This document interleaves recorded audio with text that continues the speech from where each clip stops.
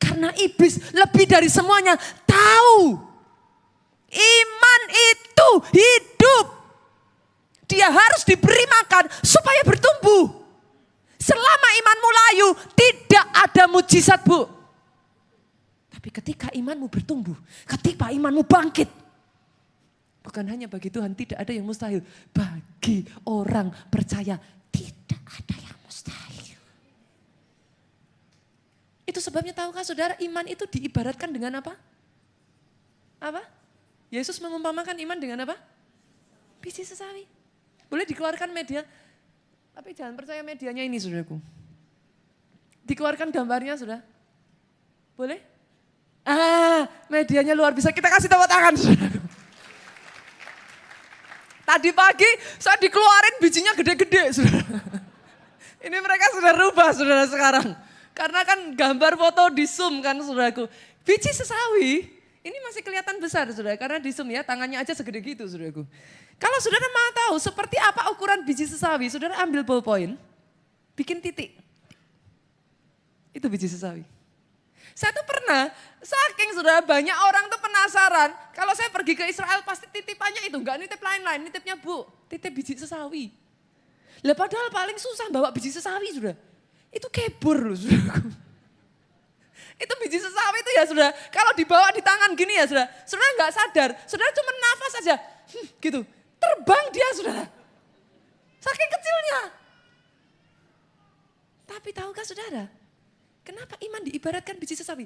Biji sesawi itu begitu kecil sampai saudara bahkan kehilangannya pun saudara gak akan tahu. Begitu kecilnya, tapi ketika dia bertumbuh. Saya tuh, Pak Jo kemarin iseng-iseng berhadiah saudaraku. Penasaran, yang namanya biji sesawi katanya kalau sudah tumbuh kok diibaratkan yang terbesar dari jenisnya. Itu kayak apa tuh saudara? Coba dimunculkan media. Biji sesawi itu kalau udah tumbuh, nih saudara. Ini temennya bayem. Loh, biji sesawi itu sayur kok. Dia sayur. Ini temennya kangkung. Ini temennya brokoli, saudaraku. Tapi saudara lihat, ini yang imanmu kerjakan. Dengar, kalau diisi makanan terus menerus, kalau direndam dalam firman Tuhan, ini yang akan imanmu kerjakan, mujizat.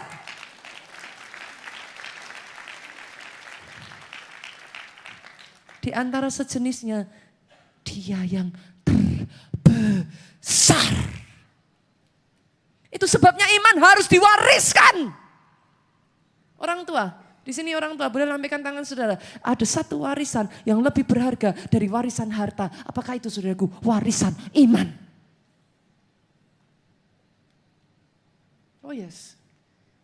Saya masih ingat sekali saudaraku. Ini yang terjadi dalam kehidupan Pastor E.A. Adeboye. Saudara berpikir bagaimana bisa orang dari keluarga yang paling miskin. Bahkan di desa yang miskin, dia paling miskin. Itu kayak apa sih saudara? Kebangetan ya saudara. Bahkan yang di antara orang miskin dia paling miskin. Saya tuh kalau nggak lihat sendiri saya nggak percaya loh saudaraku. Itu sampai dimuseumkan saudaraku. Sepatu pertamanya itu dia pakai di usia 18 tahun Bu. Ada di sini? Yang baru dapat sepatu pertama di usia 18 tahun. Jangan angkat tangan saudaraku. Kita semua di sini sejak dari kecil, anak-anak kecil-kecil tadinya. Babynya tadi 8 bulan aja udah punya sepatu cantik kayak gitu saudaraku. Itu di rumah saya tanya sepatunya berapa ayo? Kan koleksinya sederet. Ini sepatu pertama umur 18. Tapi tahukah saudara, dia mendapat warisan iman yang tidak bisa diberikan oleh banyak orang tua. Tahukah saudara-saudaraku, setiap pagi mama dari Pastor E.A. Adeboye akan memanggil anaknya. Dia akan tumpangkan tangannya kepada anaknya ini. Saudara tahu apa yang dikatakan mamahnya saudara? Anakku, satu hari nanti engkau akan berbicara dan jutaan orang akan menjawab engkau. Can you imagine that?